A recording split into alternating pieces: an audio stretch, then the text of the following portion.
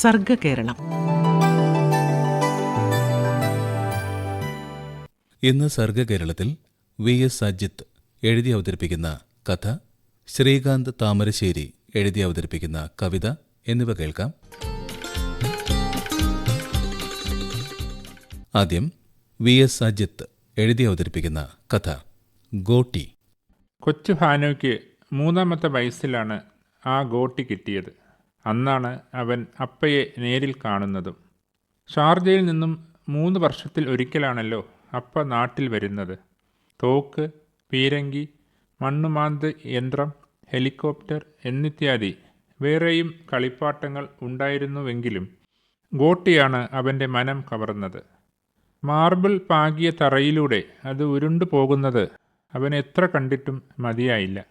അതിനുള്ളിൽ ഒത്ത നടുവിലായി ഒരു കുഞ്ഞു മീൻ ഒളിച്ചിരിക്കുന്നത് അവൻ ആദ്യമേ കണ്ടുപിടിച്ചിരുന്നു. ചെമപ്പ് നിറമുള്ള സുന്ദരൻ മീനായിരുന്നു അത്. തലയും ഉടലും ശൽക്കങ്ങളും വാലും എല്ലാം ചെമപ്പ് തന്നെ. കണ്ണും വായും അത്ര തെളിഞ്ഞു കാണുന്നില്ല. മാർബിളിൻ്റെ സ്മൂത്തായ പ്രതലത്തിലൂടെ ഗോട്ടി ഒഴുകി നീങ്ങുമ്പോൾ മീൻ കടലിലൂടെ നീന്തുന്നതായിട്ടാണ് അവന് തോന്നിയത്.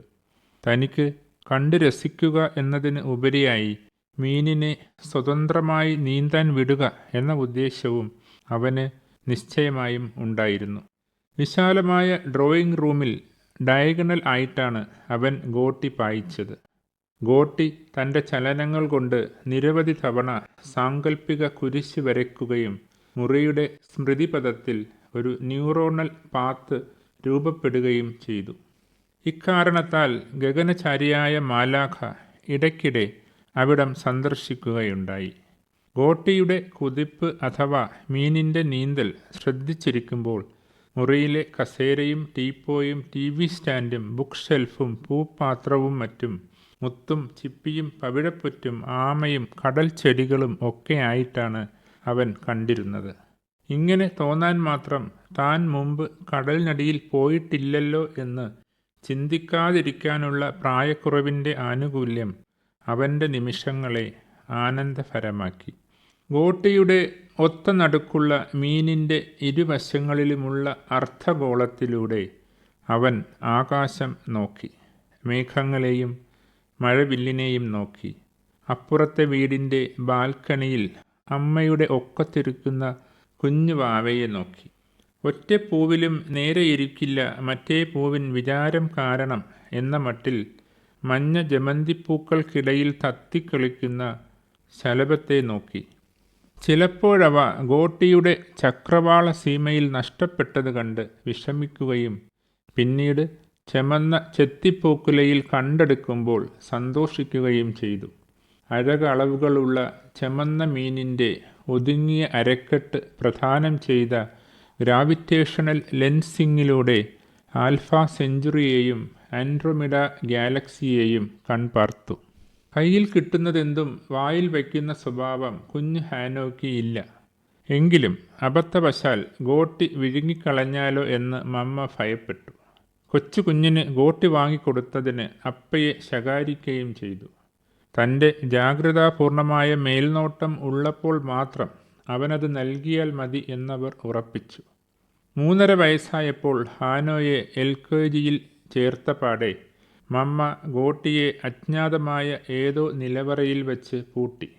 രഹസ്യമായി നഴ്സറിയിൽ കൊണ്ടുപോയിട്ട് അവിടെ വെച്ച് വായിലിട്ടാലോ എന്ന് മമ്മ ഭയപ്പെട്ടതുപോലെ തോന്നുന്നു. ഏതെങ്കിലും വസ്തു എവിടേക്കെങ്കിലും രഹസ്യമായി കൊണ്ടുപോകേണ്ടതുണ്ടെന്ന് അറിയാനുള്ള ലോകപരിചയം അവന് ആയിട്ടില്ല എന്ന് മനസ്സിലാക്കാനുള്ള നിഷ്കളങ്കത മമ്മയ്ക്ക് എന്നെ നഷ്ടപ്പെട്ടതായും കരുതാം. മണ്ണാകട്ടെ, മഴയാകട്ടെ, പുഴയാകട്ടെ, കുഴിയാനയോ തുമ്പിയോ ആകട്ടെ, കുഞ്ഞുങ്ങൾക്ക് പ്രിയപ്പെട്ടവയെ അവരുടെ സാമീപ്യത്തിൽ നിന്നും അകറ്റി നിർത്തുന്നതാണ് പാരൻറ്റിങ് എന്ന് എല്ലാ മമ്മമാരെയും പോലെ തൻ്റെ മമ്മയും കരുതുകയാൽ കുഞ്ഞു ഹാനോ വാശി പിടിക്കുകയോ നിലവിളിക്കുകയോ ഉണ്ണാവൃതം കാട്ടുകയോ ചെയ്തില്ല. ഹാനോ നല്ല അനുസരണയുള്ള കുട്ടിയാണ് എന്ന് LKGയിലെ രമണി ടീച്ചർ പറഞ്ഞു. UKGയിലെ അമ്പിളി ടീച്ചറും 1-ാം ക്ലാസ്സിലെ വിൽഫ്രഡ് മാഷും 2-ാം ക്ലാസ്സിലെ സോഫി ടീച്ചറും 3-ാം ക്ലാസ്സിലെ അശോകൻ സാറും 4ാം ക്ലാസ്സിലെ ക്രിസ്റ്റിന സിസ്റ്ററും 5ാം ക്ലാസ്സിലെ കുമരേശൻ സാറും 6ാം ക്ലാസ്സിലെ പ്രിയ ടീച്ചറും 7ാം ക്ലാസ്സിലെ മിനി മിസ്സും 8ാം ക്ലാസ്സിലെ ബിജോയ് സാറും 9ലെ ക്ലാര മിസ്സും 10ലെ വിദ്യാധരൻ സാറും പറഞ്ഞു. +1ലെ സോണിയ മാമിനും +2വിലെ സോഫിയ ആൻഡേഴ്സനും മറിച്ചൊരഭിപ്രായം ഉണ്ടായിരുന്നില്ല. കൊച്ചു ഹാനോ വളർന്ന് 18 വയസ്സായി. പ്രായപൂർത്തി വോട്ടവകാശം നേടിയതോടെ സബ്മിസീവായി വളർത്തിയതിൻ്റെ അടിമത്തത്തിൽ നിന്നും അവനെ പൊടുന്നനെ മോചിപ്പിക്കേണ്ടതുണ്ടെന്ന് മമ്മയ്ക്ക് ഉൾവിളിയുണ്ടായി. ഈയിടെയായി രക്തസ്രാവത്തിൻ്റെ കെടുതികൾ വല്ലാതെ കൂടി വരുമ്പോഴെല്ലാം അവർ ടോയ്ലറ്റിൻ്റെ ടൈൽസ് പാകിയ തറയിലൂടെ ചെമന്ന നിറമുള്ള ഗോട്ടികൾ ഒഴുകി നടക്കുന്നത് സ്വപ്നം കാണാറുണ്ടായിരുന്നു. അരിവാൾ രോഗം വന്ന് രൂപമാറ്റം സംഭവിച്ച രക്താണുക്കളുടെ ചിത്രം കാണുമ്പോഴെല്ലാം അവർ താൻ തടഞ്ഞു വച്ചിരിക്കുന്ന ഗോട്ടിയിലെ ചെമന്ന മത്സ്യത്തെ ഓർത്തു. ഒരു വെള്ളിയാഴ്ച വൈകിട്ട് അവർ നിലവറ തുറന്ന് യുവാവായ ഹാനോയ്ക്ക് അവൻ്റെ കൊച്ചിലെയുള്ള പ്രിയപ്പെട്ട ഗോട്ടി തിരിച്ചു നൽകി. നിനക്കിപ്പോൾ സുരക്ഷിതമായി വട്ടുകളിക്കാനുള്ള പ്രായമായിരിക്കുന്നു എന്ന് പറയുമ്പോൾ മമ്മയുടെ മുഖം സിക്കിൾ സെൽ അനീമിയ ബാധിച്ച കന്യകയുടേതുപോലെ വിളറിയിരുന്നു. ഈ ഗോട്ടി കൊണ്ട് എന്തു ചെയ്യണമെന്നറിയാതെ ഹാനോ രാത്രി മുഴുവൻ ഉറങ്ങാതെ കിടന്നു. എങ്കിലും ഇനി ഒരിക്കലും നഷ്ടപ്പെടാതെ ഗോട്ടി ട്രൗസറിൻ്റെ പോക്കറ്റിൽ സൂക്ഷിക്കണമെന്ന് അവൻ ഉറപ്പിച്ചു. പിറ്റേന്ന് രാവിലെ എണീറ്റതു മുതൽ ഗോട്ടി കൊണ്ട് എന്തൊക്കെ ചെയ്യാൻ പറ്റും എന്ന ആലോചനയിലായി ഹാനോ. ഗോട്ടി കളിക്കാൻ മിനിമം 2 പേർ വേണമല്ലോ എന്ന ചിന്ത അവനെ കുഴക്കി. 3ാമത്തെ വയസ്സിൽ താൻ ഒറ്റയ്ക്ക് ഗോട്ടി കളിച്ചതിൻ്റെ നേരിയ ഓർമ്മ പുകമറ പോലെ ഉണ്ടായിരുന്നു. എന്നാൽ ഡ്രോയിങ് റൂമിൽ മഹാസമുദ്രത്തെ നിർമ്മിച്ചതും അതിലൂടെ ചെമന്ന മത്സ്യത്തെ നീന്താൻ വിട്ടതും അവൻ ഏറെക്കുറെ മറന്നുപോയിരുന്നു. കിണറിൻ്റെയും കുളത്തിൻ്റെയും കായലിൻ്റെയും കടലിൻ്റെയും നീളത്തെയും വീതിയെയും കുറിച്ച് നല്ല ധാരണയുള്ള യുവാവാണല്ലോ അവനിപ്പോൾ. ആഴത്തെക്കുറിച്ച് അത്ര ബോധ്യമില്ല താനും. ആഴ്ചകളും മാസങ്ങളും അവൻ ഗോട്ടിയുമായി നടന്നു. അമൂല്യമായ ഒന്ന് തൻ്റെ കയ്യിലുണ്ടെന്ന ബോധ്യം അവൻ്റെ അഹംബോധത്തെ ദീപ്തമാക്കി. അതേസമയം അതിൻ്റെ സാധ്യതകൾ പ്രയോജനപ്പെടുത്താനാവാത്തതിലുള്ള നിരാശ അവനെ കാർമേഘം പോലെ പൊതിഞ്ഞു. തേജോമയമായ രത്നം സൃഷ്ടിക്കുന്ന അന്ധനായ ഭൂതമാണ് താനെന്ന് അവൻ ദുസ്വപ്നം കണ്ടു. ചുറുചുറുക്കും നവോന്മേഷവും നാൾക്കുനാൾ നഷ്ടപ്പെടുന്നത് ഹാനോ വേദനയോടെ അറിഞ്ഞു. ചില ദിവസങ്ങളിൽ അവൻ രാത്രിയും പകലും ഇരുട്ടുമുറിയിൽ കിടന്നുറങ്ങി. മറ്റു ചിലപ്പോൾ 3 നേരം ഭക്ഷണം കഴിക്കാനായി പുറത്തിറങ്ങുകയും ബാക്കി സമയങ്ങളിൽ റൂമിലേക്ക് റിട്ടയർ ചെയ്യുകയും ആവും. അകാലനരയും അകാല വാർദ്ധക്യവും ജരാനരകളും തന്നെ ബാധിക്കുന്നുണ്ടോ എന്ന് പോലും അവൻ സംശയിച്ചു. ഇത്രമേൽ നിരുന്മേഷവാനായി അവനെ ആരും ഇതേവരെ കണ്ടിട്ടില്ല. ഈ ഗോട്ടി വല്ല കാട്ടിലും കൊണ്ട് കളഞ്ഞാലോ എന്ന് പോലും അവൻ ആലോചിക്കാതിരുന്നില്ല. അങ്ങനെയിരിക്കെ ഒരു പ്രഭാതത്തിൽ അവൻ രണ്ടും കൽപ്പിച്ച് പുറത്തിറങ്ങി. മുറ്റത്ത് കുന്തിച്ചിരുന്നു. ഇടം കൈയിലെ പെരുവിരലിനും ചൂണ്ടുവിരലിനും ഇടയിൽ ഗോട്ടിയെ സ്ഥാപിച്ച ശേഷം വലം കൈയിലെ നടുവിരൽ പിണച്ച് ഊക്കിലൊരു വേട് വച്ചു കൊടുത്തു. അനൽപമായ പ്രവേഗത്തോടെ അത് ടൈൽസ് പാകിയ മുറ്റവും പട്ടിക്കൂടും കടന്ന് മുട്ടോളം വായിച്ചു കിടക്കുന്ന പോച്ചയ്ക്കുള്ളിൽ മറഞ്ഞു. ആദ്യം ഒന്ന് പകച്ചുവെങ്കിലും അവൻ ഗോട്ടി പാഞ്ഞുപോയ പടിഞ്ഞാറു ദിശയിലേക്ക് ഓടി. ഊഹം വച്ച് പോച്ചയ്ക്കിടയിൽ കാലുകൊണ്ട് പരതി. ഒരു ചുള്ളിക്കമ്പെടുത്ത് അവിടെയും ഇവിടെയും പുല്ലിനെ വകഞ്ഞു മാറ്റി നോക്കി. മണിക്കൂർ 1 ഇതത്ര പെട്ടെന്ന് നടപടിയാവുന്ന ലക്ഷണമില്ലെന്ന് ഞെട്ടലോടെ മനസ്സിലാക്കി. സത്യം പറഞ്ഞാൽ ഹാനോ ശരിക്കും അന്താളിച്ചുപോയി. ഇനി നീയായി നിന്റെ ഗോട്ടിയായി. ഇത് നഷ്ടപ്പെടാതെ നോക്കേണ്ടത് നിന്റെ റെസ്പോൺസിബിലിറ്റിയാണ് എന്നുകൂടി മമ്മ പറഞ്ഞിരുന്നു. എന്ത് വില കൊടുത്തും ഗോട്ടി കണ്ടെടുത്തേ മതിയാവൂ. നോക്കത്താ ദൂരത്തോളമാണ് പോച്ച വായിച്ചു കിടക്കുന്നത്. അവൻ ഹാർഡ്വെയർ കടയിൽ ചെന്ന് അരിവാളും മൺവെട്ടിയും റബ്ബർ കുട്ടയും വാങ്ങിച്ചു. പച്ചപ്പുല്ല് അരിവാളിനറുത്ത് കുട്ടയിൽ ചുമന്ന് കിഴക്ക് വശത്തെ പറമ്പിൽ കൊണ്ട് തട്ടി. കുഞ്ഞുകോട്ടി ഇലയിൽ തങ്ങിയിരിക്കാൻ ഇടയുണ്ടല്ലോ എന്നോർത്ത് കുടഞ്ഞാണ് കുട്ടയിൽ തട്ടിയത്. ഡസ്റ്റ് അലർജിക്കാരനായതിനാൽ തൊലി ചെമന്നു തിണർത്തു. തൊണ്ടവേദനയും കണ്ണിന് ചൊറിച്ചിലുമുണ്ടായി. മൺവെട്ടി കൊണ്ട് പോച്ചയുടെ വേരുകൾ സസൂക്ഷ്മം ചെത്തിയെടുത്തു. കിളച്ചു മറിച്ചിട്ടാൽ ഗോട്ടി അടിയിൽ പെട്ടുപോകും എന്നവനറിയാം.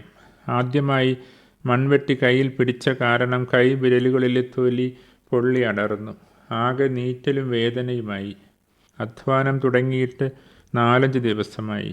പുല്ല് ചെത്തും കിളയിലും മാത്രം പോരാ, ആഞ്ഞിലിയുടെയും പ്ലാവിൻ്റെയും ചുവട്ടിലെത്തുമ്പോൾ കരിയിലകൾ കൈകൊണ്ട് അവധാനതയോടെ പെറുക്കിയെടുക്കുകയും വേണം. ഓരോ ദിവസത്തെയും പണി കഴിഞ്ഞ് വൈകിട്ട് കുളിക്കുമ്പോഴാണ് കമ്പും ക്നാച്ചിയും തൊട്ടാവാടിയും കാരമുള്ളും മറ്റും കൊണ്ട് കാലിലെമ്പാടും പോറിയിരിക്കുന്ന വിവരം നീറ്റലോടെ അറിയുന്നത്. ആഴ്ച 2 പിന്നിട്ടിട്ടും ഗോട്ടി കണ്ടു കിട്ടിയിട്ടില്ല. അരണ, ഓന്ത്, കടിയുറുമ്പ്, വിഷച്ചിലന്തി, കരിന്തേൾ എന്നിങ്ങനെ പല ജീവികളെ കണ്ടുമുട്ടുകയും ചെയ്തു. ഇന്നലെ വൈകിട്ടാണ് ഏതോ മദ്യപാനി പണ്ടെങ്ങോ വലിച്ചെറിഞ്ഞ ചില്ലുകുപ്പിയിൽ ചവിട്ടി ആഴത്തിൽ മുറിവുണ്ടായത്. മുണ്ടിൻ്റെ ഒരറ്റം കീറി അവിടം കെട്ടിവച്ചുകൊണ്ട് ഹാനോ പുലർച്ചയോടെ ഇന്നും തിരച്ചിൽ ആരംഭിച്ചിരിക്കുന്നു. അവൻ്റെ അലസതയും മടിയും മടുപ്പും ഒക്കെ മാറി. ഇത്രമേൽ സ്ഥിരോത്സാഹിയും നവോന്മേഷവാനുമായി അവനെ ആരും മുമ്പ് കണ്ടിട്ടേയില്ല. ജീവിതത്തിന് നിയതമായ ലക്ഷ്യവും കൃത്യമായ ദിശാബോധവും ഉണ്ടായത് ഇപ്പോഴാണ്. ഗോട്ടി VS അജിത്ത് എഴുതി അവതരിപ്പിച്ച കഥയാണ് കേട്ടത്. ഇനി അശക്ത ശ്രീകാന്ത് താമരശ്ശേരി എഴുതി അവതരിപ്പിക്കുന്ന കവിത. ഞാൻ കൊരുത്തതു മാലയാണെങ്കിലും നീചമാം കയറെന്നേ നിനച്ചു നീ. കൈയിലിട്ടതു കാപ്പുകളെങ്കിലും കൈവിലങ്ങുകളെന്നേ കരുതിനി. ഞാൻ കൊരുത്തതു മാലയാണെങ്കിലും നീചമാം കയറെന്നേ നിനച്ചു നീ. കൈയിലിട്ടതു കാപ്പുകളെങ്കിലും കൈവിലങ്ങുകളെന്നേ കരുതിനി. അല്പമാത്രകൾ ഒപ്പം നടക്കവേ കൽത്തുറുങ്കിലേക്കെന്നു പേടിച്ചു നീ. ഇത്തിരി ഒച്ച പൊങ്ങിയ കാരണം കയ്പുനീരുപോൽ തുപ്പിക്കളഞ്ഞു നീ. പേടിയെന്നൊരു പേരു പറഞ്ഞിരുൾ മൂടിവച്ചവ മുന്നിൽ നിരക്കവേ. പേടിയെന്നൊരു പേരു പറഞ്ഞിരുൾ മൂടിവച്ചവ മുന്നിൽ നിരക്കവേ. മൊട്ടുസൂചി മുറിവിൽ തറച്ച പോൽ പാട്ടുകൾ പ്രാണശ്വാസം വലിക്കവേ. എൻ്റെ കൂടിയെന്നോർത്ത കിനാവുകൾ നിന്റെ മാത്രം മുതലെന്നറിയേ. എൻ്റെ കൂടിയെന്നോർത്ത കിനാവുകൾ നിന്റെ മാത്രം മുതലെന്നറിയേ. എൻ ചങ്കിനുള്ളിൽ തിളയ്ക്കും വിഷാദത്തിൽ വെന്ത തീമിഴി പൂട്ടാൻ അശക്ത നീ. എൻ്റെ കൂടിയെന്നോർത്ത കിനാവുകൾ നിന്റെ മാത്രം മുതലെന്നറിയേ. എൻ ചങ്കിനുള്ളിൽ തിളയ്ക്കും വിഷാദത്തിൽ വെന്ത തീമിഴി പൂട്ടാൻ അശക്ത നീ. അശക്ത ശ്രീകാന്ത് താമരശ്ശേരി എഴുതി അവതരിപ്പിച്ച കവിതയാണ് കേട്ടത്. ഇന്നത്തെ സർഗകേരളം സമാപിക്കുന്നു.